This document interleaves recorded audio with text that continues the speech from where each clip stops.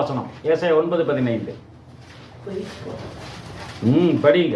அங்க சொல்றார், மூப்பனை பற்றி பேசுகிறார், பொய் போதகத்தை பற்றி பேசுகிறார். மூப்பனும் கணம் பொருந்தியவனுமே தலை. மூப்பனும் கணம் பொருந்தியவனுமே தலை. தலை யாருங்க? இருங்க. மூப்பனும் கணம் பொருந்தியவனுமே தலைங்கிறார். அதை அப்படியே வச்சுட்டு உபாகமம் 28:14 படிங்க. அதுக்கப்புறம் தொடர்ந்து படிக்கலாம். மூப்பனும் கணம் பொருந்தியவனுமே தலை. யாரு மூப்பர்?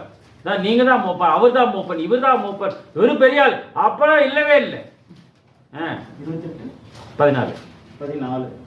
இன்று நான் உனக்கு விதிக்கிற உன் தேவனாகிய கர்த்தரின் கட்டளைகளை கைக்கொள்ளவும் அவைகளின்படி நடக்கவும் அவைகளுக்கு செவி கொடுத்தால், நீங்க கை கொள்ளணும், நீங்க நடக்கணும். அதுக்காக நீங்கள் செவி கொடுத்தால் கர்த்தர் உன்னை வாளாக்காமல் தலையாக்குவார். உன்னை வாளாக்காமல் தலையாக்குவார். நீ கீழாகாமல் மேலாகும்.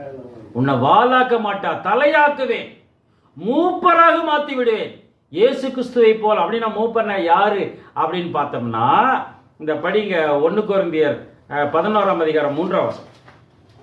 1 கொரிந்தியர் 11:3. ஒவ்வொரு புருஷனுக்கும் கிறிஸ்து தலையா இருக்கிறார்.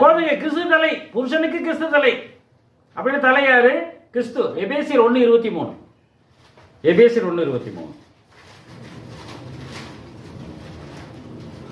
எல்லாவற்றையும் எல்லாவற்றாலும் நிரப்புகிறவருடைய நிறைவாகிய சரீரமான சபைக்கு, எல்லாவற்றையும் நிரப்புகிறவருடைய சரீரமாகிய சபைக்கு அவரை எல்லாவற்றுக்கும் மேலான தலையாக தந்தார். எல்லாவற்றுக்கும் தலையா அவரை தலை இயேசுநாதர் தான். எந்த சபைக்கும் தலை யாரு? இயேசு கிறிஸ்து. எந்த சபைக்கு மூப்பர் யாரு? இயேசு கிறிஸ்து. புரியுதுங்களா? உன்னை வாளாக்காமல் தலையாக்குவேன் என்ன அர்த்தம்? உன்னை இயேசுநாதர் மாதிரி, உன்னை கிறிஸ்தவர்கள் என்று சொல்லுகிறதற்கு நீ மாற்றப்படுவாய். நீ கீழாகாமல் மேலாகும். முடிச்சிட்டீங்களா அந்த வசனத்தை? சரீரமாகிய சபைக்கு எல்லாவற்றுக்கும் மேலாக எல்லாவற்றாலும் நிரப்புகிறவருடைய நிறைவாகிய சரீரமான சபைக்கு அவரை எல்லாவற்றுக்கும் மேலான தலையாக, அவரை எல்லாவற்றுக்கும் மேலான தலையாக இயேசுநாதர் தான். உன்னை வாளாக்காமல் தலையாக்குவேன். மூப்பனும் கணம் பொருந்தியவனுமே தலை. படிச்சோம். எங்க படிச்சோம்?